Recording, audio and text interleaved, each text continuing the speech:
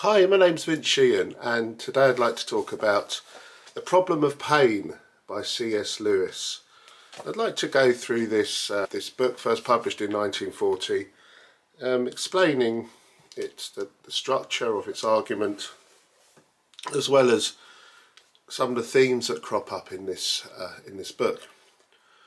Now, I suppose if you could sum up the problem of pain, it would be an explanation of pain and suffering from a Christian standpoint.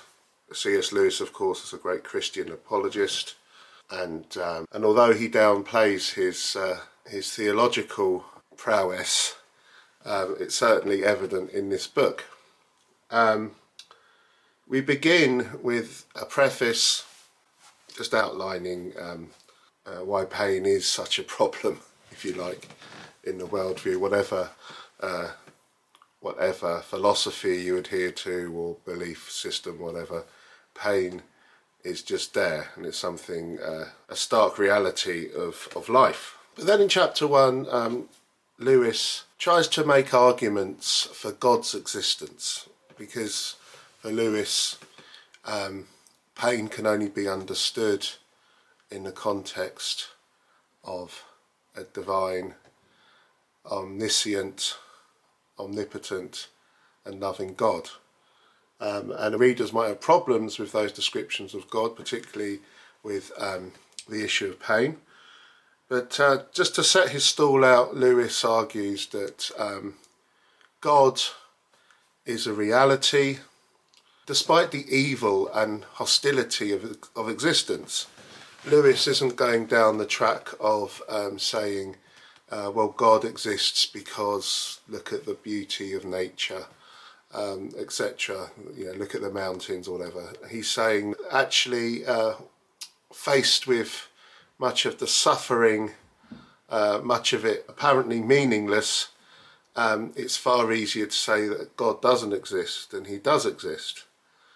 But he argues God does exist because humans have always had, despite the challenges of life, humans have always had this fear, this awe of the numinous inside them, this kind of this sense that there is a holy awe for God kind of inbuilt within us. He couples that with an inbuilt moral sense we have. We're inbuilt with this appreciation for what is right and what is wrong, what is good, what is evil. He then argues that this feeling of the numinous and this inbuilt morality we have as humans is brought together in the Judeo-Christian tradition, and indeed made perfectly manifest in the incarnation, in the person of Jesus Christ himself as the Son of God. In chapter 2, Lewis discusses free will, the issue of free will and pain. That God is a loving God. He has created us as free agents, and we're free not only to accept his love but to reject it, to accept his ways or to reject them. Thus pain results. And he also argues against this idea, well, if God is omnipotent, all-powerful, surely he can just erase pain, etc. And Lewis argues that, well, even with God, some things are impossible. He says even with God, nonsense is still nonsense. You can't just make things up, have square triangles, etc. Because that's not how God operates. So the fact that we're created in love means that it's impossible for us just to be constrained by God, because he's created us with free will. And then in chapter 3, Lewis goes into more detail about the love of God, how God's love is so all-consuming that his love can be a rather painful process for us, because he wants the very best for us. Lewis argues it can be painful to become aligned with God's will for our lives and his love, in the jettisoning of those things which are counter to God's economy in our lives. In chapter 4 he goes on to more detail about how pain is a result of our own inherent sinfulness, and also in chapter 5 more about the doctrine of the fall and how that has resulted in the predicament of suffering and humanity. In chapter 6 Lewis perhaps comes to the crux of his argument, that indeed not his argument but classic Christian theology, that pain can actually bring us closer to God if we allow it to, in that pain can help us die to ourselves. Kind of a reflection of the Christian idea of it's only through losing your life you find it, as such. And Lewis just argues that when the pain is a reminder of that, and a signal of that truth, that when we lose things, God can bring that pain and suffering and use it to bring us closer to him, to create a complex good, as Lewis puts it. In chapter 7 Lewis describes pain as a kind of sterilised evil in order to bring about that complex good. And in chapter 8 Lewis meditates on hell, that in God's love we're created in free will and we're perfectly free to completely shut our lives up away from God, to be curved in on ourselves, as Augustine says, and just to shut God out of our lives, which is manifest in our self-centeredness and the evil we may perpetrate and pain and suffering we may perpetrate on others.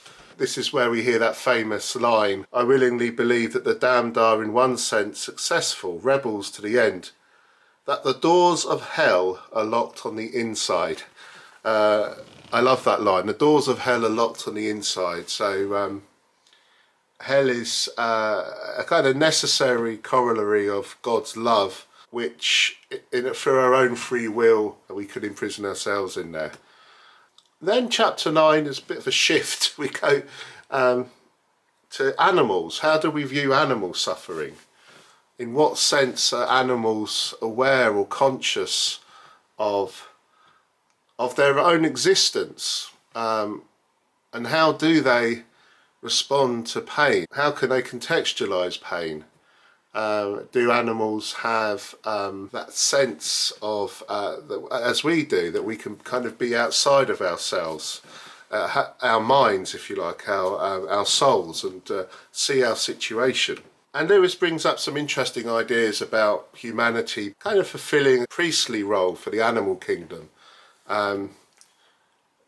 Being there as Adam was in the Garden of Eden, taking care of the animals, and the animals delighting in him and bringing them closer to God. The final chapter is about heaven, the joys of heaven, about how heaven is just the complete self-giving love in which humanity can share with the Holy Trinity. You know, that interplay between, as Augustine I think says, the interplay between the Father, the Son, the Holy Spirit as the love between the two, and how in heaven we're invited to that self-giving love, that dance of just giving and giving and giving, which of course is something in the spiritual life we try to foster, and you might get glimpses of in life, you know, through some of the joys of a good football match, I think Lewis says, or a play or a film or a novel, whatever it is. We might get those glimpses of the heavenly life, a foretaste of heaven, where it's just pure self-giving love and joy. So, yeah, I mean, The Problem of Pain, it's just a real classic book, and it's such a very easy to read, I think, you know, despite its deeply theological questions it raises. And, you know, C.S. Lewis is just so kind of self-deprecating in a way, but so wise and personable and humble. You know, he never makes any pretense that he's any good at dealing with pain. but he writes in such a way that he feels he's drawing up alongside us in our suffering. A very powerful book, talking a lot about, as I said, pain, free will, God's love, and I guess perhaps most centrally that pain can result in a good if we allow it to, a complex good, which I guess from a Christian point of view is made most perfectly in the death of Jesus Christ on the cross and then his subsequent resurrection. So yeah, if you haven't read The Problem of Pain, I heartily recommend it, whether you're a Christian or not. It's wise words for everybody, I think. And I've just included a brief slideshow with some of the themes and the structure of the book following this. Thanks for watching. Bye.